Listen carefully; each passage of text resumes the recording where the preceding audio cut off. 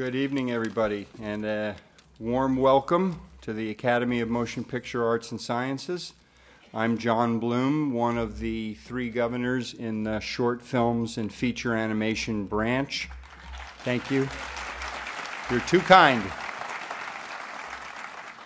Those of you who've been here before should know better than to encourage me like that, you know. The other governors in the branch are John Lasseter and Bill Croyer, and I will join you. And I'm also serving as the chair of the branch this year. Of course, tonight we're here to screen the nominated live action and animated shorts and to meet the filmmakers. It's an annual event, and very excited to be here. In fact, this is my 11th year that I've been privileged to welcome you. And in that time, I have talked frequently about my hopes for getting these nominated shorts to a wide audience. And every year, it does get wider, much wider. In addition to today's release on iTunes in 56 countries around the world and a nationwide cable pay-per-view release by video on demand, we're also now in 138 theaters in major markets for the theatrical release across the country, and that theatrical release continues to explode. 2 years ago, for the first time, we passed the $1 million threshold at the box office. Last year, the release theatrically grossed $1,350,000. And this year, we have crossed the $1 million mark in only the first 11 days of the release. To have grossed, it's terrific. To have grossed through yesterday $1,060,000. So we truly are making the shorts available to a wider audience, an audience that is receptive and growing. In fact, we are enjoying better than 30% annual growth in the theatrical release year after year after year. We are projecting this year's box office tally to be over $1,700,000. That's a very respectable number for a small independent release. And by the way, bigger than half of the foreign and documentary feature nominee releases.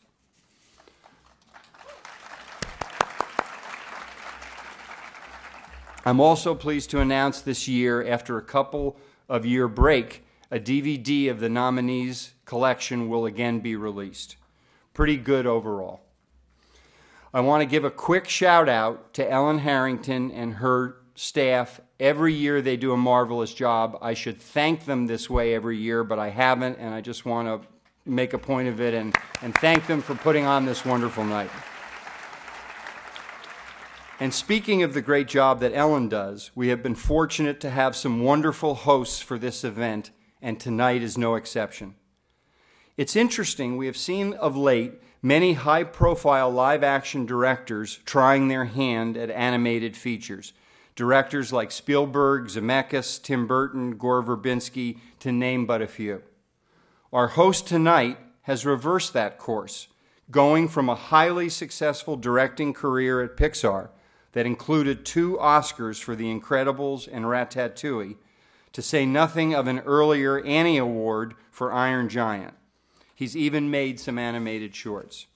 Now, he has made the move from animation to live-action directing with his debut feature. A small project, you guys know what I'm going to say, with Tom Cruise that you may have heard of, Mission Impossible: Ghost Protocol. Having grossed over $200 million at the U.S. box office, and praised as reinventing the Mission Impossible franchise. We think he is uniquely qualified to MC this evening's filmmaker Q&As with a sterling resume in both animation and live action. I'm very proud to welcome our host for this evening, the very talented Brad Bird.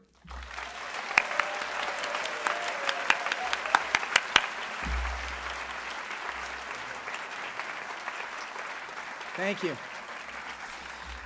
It's a great honor to be here tonight. To me, the whole thing about Oscars is they're celebrating the medium that I love, and as a lover of film, both animation and live action, it's a real pleasure for me to kind of host an evening that celebrates both. And as a longtime Oscar watcher, I've had to endure the yearly dissection of what's wrong with the Oscars, which is, it's part of the normal rotation of things, and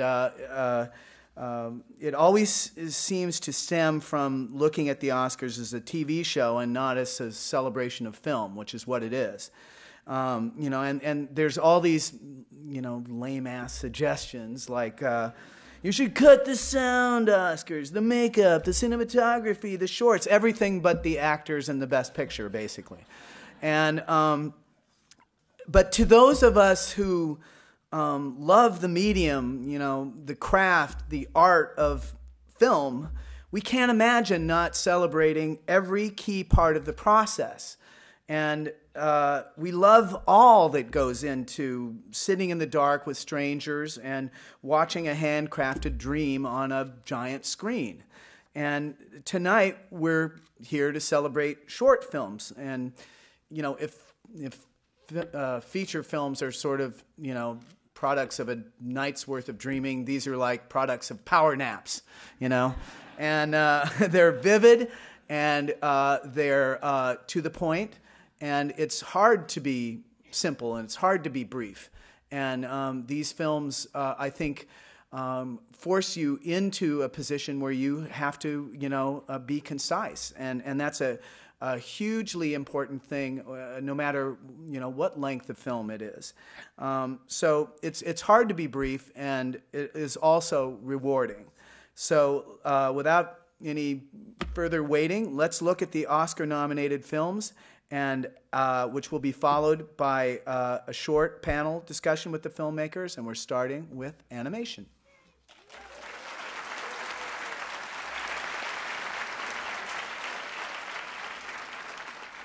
The Fantastic Flying Books of Morris LESSMORE.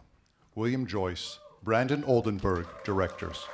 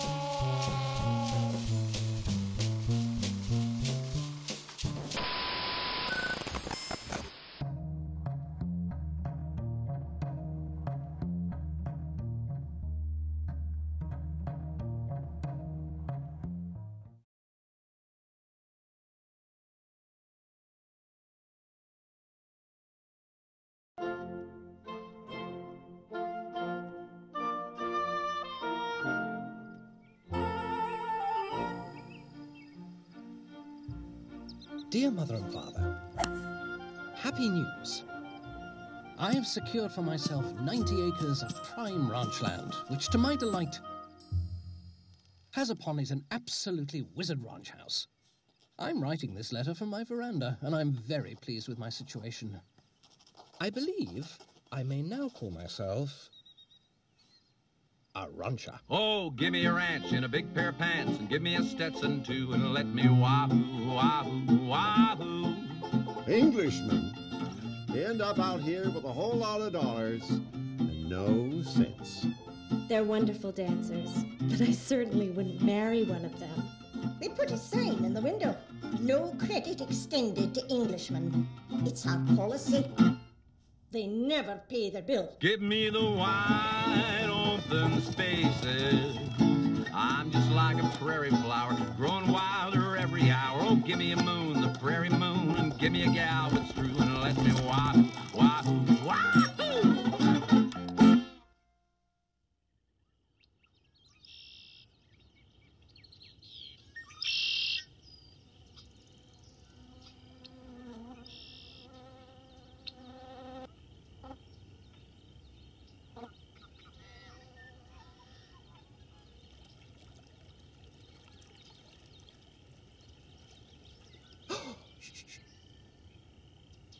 Cirsium noticum, the common swamp thistle.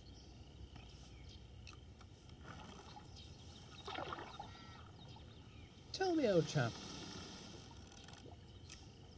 when a swallow snaps up a gnat, do you think God decided that that particular swallow should snap up that particular gnat at that particular instant? No, no. It's natural selection, I tell you. Survival of the fittest.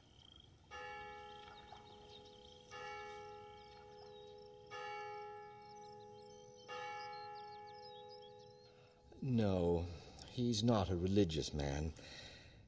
I fear he comes to church not to nourish his soul, but with the hopes of securing a nice lunch after the service. So let's welcome up all the nominees. Come on up.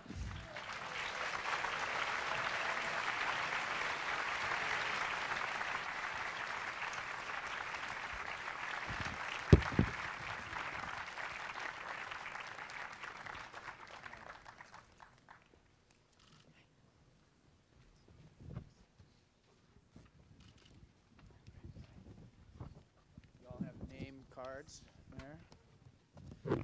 So congratulations, all of you. Thank you. Thank you. Are we missing someone? Just missing Sue. Sue? Sue. Here she comes. Here she comes. Ladies and gentlemen, let's give it up for Sue. She did that on purpose. Just waiting for the grand entrance. Okay. You each chose a very different techniques and graphic styles. Can we just get a brief thing from each of you on why you picked the style that you picked? Because there's everything under the sun represented there. You start with you, Bill? You know, gosh. Morris LESSMORE. Morris LESSMORE. Yeah. It was a story about Hurricane Katrina. It was a story about how much we love books. It was a story about how we think stories can redeem you and save you. And in the aftermath of Katrina, the whole city of New Orleans was sort of gray. It had lost its color. And we found drifts of books washed around in the detritus of the storm. And so the first thing was like, it felt like I found myself thinking about The Wizard of Oz and how it had gone from sepia to color. And so we thought a little Buster Keaton, too. And, well, things that made us happy. You know, we turned after the storm to things that made us happy. So in writing the story, you know, Brandon and I looked at each other and we're like, you know, there's an opportunity here to use almost every kind of animation that we love without just being fetishist about it. I mean, it may actually help the story. And so we thought about doing 2D for Humpty because he was on the printed page and he didn't need to be a 3D character. We wanted to do miniatures for the sets because there's something about seeing all the destruction that we wanted to sort of feel it in our hands and build it. And we love the old Fleischer cartoons and the way they had done that. So we hoped that if we, you know, mixed miniatures with computer animation and everything else that we love like that, that it would congeal nicely. As Brandon often says, it would make a nice gumbo. Yeah, good. So do you have anything to add to that? All I was going to say is with the 3 blocks of the French Quarter that we built, Happy Fat Tuesday, everyone. Yeah. That Today's Mardi Gras. We at the time didn't have a lot of money to throw at this or people. So we wanted to get our hands dirty, and we wanted to do the things that we loved about what we've observed people who do live action. And they're able to get their hands dirty, they're able to get out and walk around and do things instead of sit down at a table or at a computer. And so that was invigorating to us, is to think about how we could get out there, get our hands dirty, and make things with our hands. And on top of that, it was we didn't have a crew at the time. It was just a few of us. Right. And so we thought, well, we could, you know, let's go back to our roots. Let's go back to being kids and making these, you know, forts and dollhouses and things and just, you know, put all this together. And the one thing is computers do things so perfectly, so cleanly, that you're constantly battling it to make it imperfect, and to make it dirty, and feel the hand of the creator and the object that's being shown to you. And so that was the quickest way to do it, is actually make it with our hands. Excellent. What about a morning stroll, Grant and Sue? What would you say about the reason for the style? I suppose was we kind of had this story that we wanted to relay. We had a structure that dictated that every chapter had to be 50 years on from one another. So those visuals reflected the times they were set in. So 1959 had to be kind of black and white, you know, reasonably straightforward, clean cut. 2009 should feel really leery and colourful and over bright and lots of visual noise and almost a kind of virtual life avatar type feel to it. And then 2059 just as tangible and as real as we could make it. And I think we like that idea of the story becoming, we kind of open up with it's a fictitious New York Times kind of journal, and it's kind of proposing that there's some kind of intellectual weight to the film when there's not, and that becomes more and more unsophisticated. The visuals, on the other hand, become more and more sophisticated, and that kind of idea interested us. So that was the reasons for that. Zombie apocalypses tend to be less sophisticated, don't you think? We went the other way. Yeah. Enrico? Yeah, well, I pitched the idea with watercolors. You know, that's usually how I kind of write visually, and it was pencils and watercolors. And that, you know, I completely agree with Brad. That made me want to kind of fight the slight coldness and perfection that the computer has. And that way, so we scanned as many textures that we could possibly, you know. So it's pastels. It's for our background. So our backgrounds are actual scanned pastels. We didn't really do much with it. Right. So we try and bring as much of the actual media. You know, again, we had shading people that normally would do everything in Photoshop. We're like, no, we want you to just get the brushes out, and we're going to watercolor every plank of this boat, and then kind of put it on it. So we were trying to get that tactile feel. Right. And that, again, in service of a story that feels like a fable. I wanted to be a fable, so that it seemed like it fit in more illustrative style. Right. What about you, Patrick? Dimanche Sunday? Yeah. I chose drawing on paper because this is the only way I know to animate. I don't know how to animate by computer or by puppet, so it was a natural choice to do it like that. Yeah. Right. And wildlife? Amanda and Wendy? We when we finished our film When the Day Breaks in 1999, we thought, okay, we're going into computers with this, this handmade stuff. It's just for the birds. It takes too long, and so we tried. No pun intended. We tried to come up with a computer technique that we thought suited the story, and we were unable to find anything that kind of had the depth that we really yearned for. So we started working with real paint, and we felt it suited the idea as we started out as our original inspiration was kind of folk painting, the kinds of things you see on old boxes. So we wanted that kind of a palette and that kind of a feel. And, it's just what Brandon was saying, that we just wanted, paint brings you mistakes and accidents and randomness that we were really missing. So that's how we ended up going back to painting. Right. I get the impression there's not a lot going on in Canada. Is that the last three? There's like a lot of train tracks and waiting, and there's some lively bars. Lots of time to animate. Yeah. So you two met in film school or at school, but you did separate films, right? And then when and why did you decide it would be a better idea to collaborate? Well, after art school, I went off to Montreal. Actually, I was a couple of years ahead of Amanda in art school, so I went off to Montreal to make a film, and Amanda stayed in Vancouver, which is where we were at art school, and made a film. And I started When the Day Breaks, I can't remember what year, but I was struggling with it, and I felt like I could really use a collaborator, and Amanda and I had always been very sympathetic in our sensibilities, our sense of humor, our aesthetic. So I said, why don't you come to Montreal and jump into the trench with me? So she did, and we made that film together and have been working together ever since, and it's a great collaboration. We really enjoy it. And you two are the other collaborators in terms of directing. And when did you guys decide that would be a good way to go? Well, I had been working at Pixar, and Brandon had seen my children's books and the stuff I'd done on Toy Story. And I lived in Shreveport, Louisiana. He lived in Dallas and was Pretty working. close. Yeah, it's like 2 hours. And he was like, I got this call one day. He's like, are you like William Joyce, like the children's author guy? And I was like, sometimes I just say, don't worry, you'll get to do an impression too. I believe in equal time impressions. Yeah, go ahead. He's good too. And for once I went, this sounds at least weird enough to be interesting. So I said yes. And he said, yeah, we have this animation company, and we really like to work with y'all. It'd be really cool. And could you come over and work with us or something?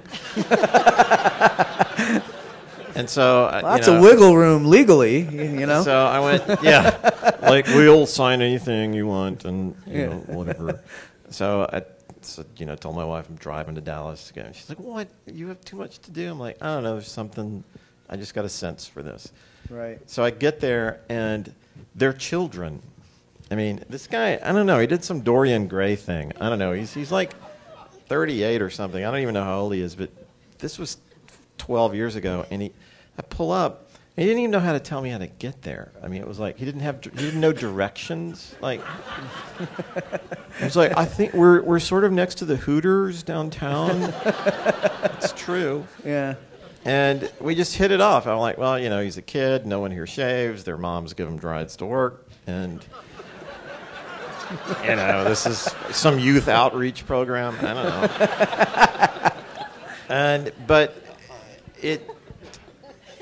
we totally dug the same stuff, and we cracked each other up, and we just started working on things together. And so when I started Moonbot, the first person I hired was Brandon, and we... Yeah, that project is connected to... I mean, it had a weird... It's a iPad app. I just sort of found this out, right? I mean, it's something that interfaces with something else that's even bigger and more complicated. Now he can do the imitation. We were just finishing up shooting the miniatures when the announcement came from Apple about the iPad, and it was like this thing that we had always dreamt of but didn't even know about it. Like the monolith in 2001? Yeah, it was like that. It was like the growth. Yeah. It was like that. We wanted to touch the screen. Yeah. So yeah, we must do something with this. So we weren't expecting to make any money off of the short, but we were like, maybe we could make some money if we repurpose these assets, make an app. But I have no idea how to. We don't know how to make an app, so we had to just found out the people. word app. Yeah, what is app? Right. APP.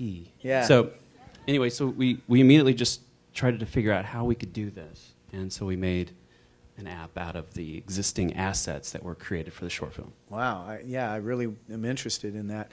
No, I mean it's. I think these things are cross-feeding each other. It's amazing in a really interesting way, and that sort of ties into the zombie apocalypse, don't you think? It does, doesn't it? Yes. Yeah. So how did the multi-time period guy watches a chicken idea come about? And do you know, there's a part two to this question. Do you know something about a coming zombie apocalypse that we don't? I want that app as well. Flowers. I've forgotten the first question. I'm really sorry. The multi-time period guy watches a chicken. Oh yeah, that came from. There's a really short story, about 4 lines in a True Tales of American Life book about a woman who sees a chicken walk down the street and rap on the door and gets let in. It's that the story's interesting. Yeah, we're celebrating shorts tonight, by the way. Don't make it seem so inadequate, That's the story, not my film. And it's all the questions around that, like who trains a chicken to go for a walk in a city, and where's the chicken going? Just stretching its legs. All these kind of questions were really odd and got me thinking about it, but then got me thinking about it in a visual way and how maybe how you could tell that story and where it would lead to. You are such an animator. And I say this as an animator. Yeah, these are the kind of things that keep you up at 2 a.m. Yeah. Who got the chicken to knock? Wife nudging me to go to sleep. Can zombies be involved? Yes, exactly. Yeah. So you built it from that premise, and yeah. I mean, certain projects that you kind of try to apply rules to. So I think we mentioned this before. Stops you repeating yourself. So the rule wasn't a visual rule; it was a kind of structural rule that each chapter had to have the same shot construction and the length and composition. And then it would be all about the subtle differences between the time periods. Right. And, I mean, we never thought of it as a zombie film to begin with. I mean, it's not a genre or subgenre that I'm kind of that familiar with. But when, after 100 years, the chicken is still roaming the street, I mean, we thought he's the ultimate survivor. Yeah. And what, in 100 years' time, what is the most challenging environment for him to exist in? Right. And so, therefore... Urban apocalypse. Yeah. Naturally. But it's not my or Sue's personal worldview. Oh. We don't think we're going down that road. But you are making a zombie app, right? Please. Yeah. That did look like fun, actually. Yeah, careful, because Enrico's ready to copyright it tonight, so you better beat him to it. I would check out the exit. We're in discussion. So Enrico, you had the very bizarre and unique experience of having a large studio that is interested in making short projects and will support people making them. So it's kind of like its own, one building National Film Board of Canada. I mean, once a year. Yeah. Yeah. What was that, what was it like knowing that, it has a good chance to be, seen and yet it's got its own disciplines? Yeah, I found it really interesting. I mean, the first thing that hit me is just the honor and the responsibility of this idea you're going to have your story, your movie seen by, thousands and millions of kids and people. So it made me think about kids right away for some reason. Maybe, I had a 2-year-old daughter at the time, and I felt the responsibility to want to give a good message, right? something positive. So that's the first thing, because that's what you get with a Pixar short. It goes in front of a feature, and there's a lot of people around the world seeing it. And I know I think the idea is that you want to encourage other people to do the same thing, but there's always got to be the explanation of how you're going to return, and that's why it's so cool that digital distribution is allowing more and more of these films to be seen by a wider and wider audience, because it's its own wonderful, medium. Yeah, medium. Your film, DIMANCHE, Sunday, it sort of focuses on two important elements, sort of boredom and death. And can you talk about the relationships of the animals to the child's boredom? Yeah, I tried to construct the story in two levels. Level one, where the boy is trying to escape his boredom by his imagination, and the second point I tried in the film is to make a portrait of a remote region of Canada. It's not an optimistic portrait, because everything is dying. The factory is closed, and even the fruit of the imagination of the boy is dying. And so the art of conversation, too. Speaking very similarly to that works, doesn't it, Enrico? They would understand each other.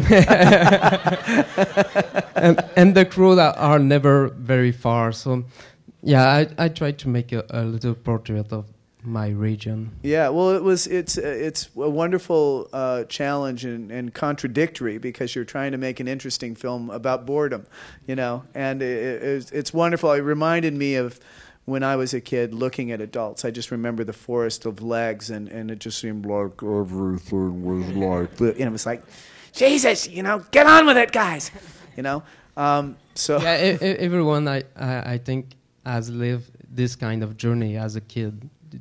You follow your parents, and you don't want to be there. Right. Exactly. So you three all worked with the National Film Board of Canada.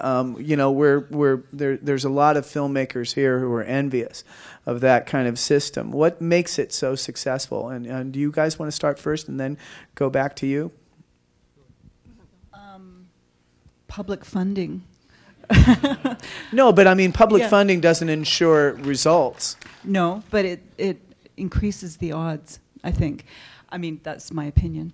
But I think that the National Film Board is one of the few bodies left in the world where filmmakers can actually get funding for ideas of their own and of their own design, of their own making, and have the time and the resources to actually do it without the constraint of a commercial audience or a commercial market. And it's not that the film board doesn't want them to be successful or to be seen or to be even purchased, but the motive is different. And I think it allows for a certain kind of experimentation, which a lot of people have done over the years at the NFB. A lot of techniques have been developed. A lot of great stuff has come out of there, and I think that's why. It's also the culture, that it started out with Norman McLaren and the kind of wild stuff he was doing in the 40s and 50s, and he set the bar. And then I think everybody who comes to the film board comes, in a high state of worship and feeling like they've got to do them proud. So that's a big part of it as well. And do you have anything to add to that? Yeah, it's the director point of view at the NFB, and we listen to comments, but finally it's the director who decides which film he wants to make. Oh, sounds like film heaven. Well, I would love to talk to you guys all night, but there are more films to see, and so well done. Good luck on Sunday. We're going to have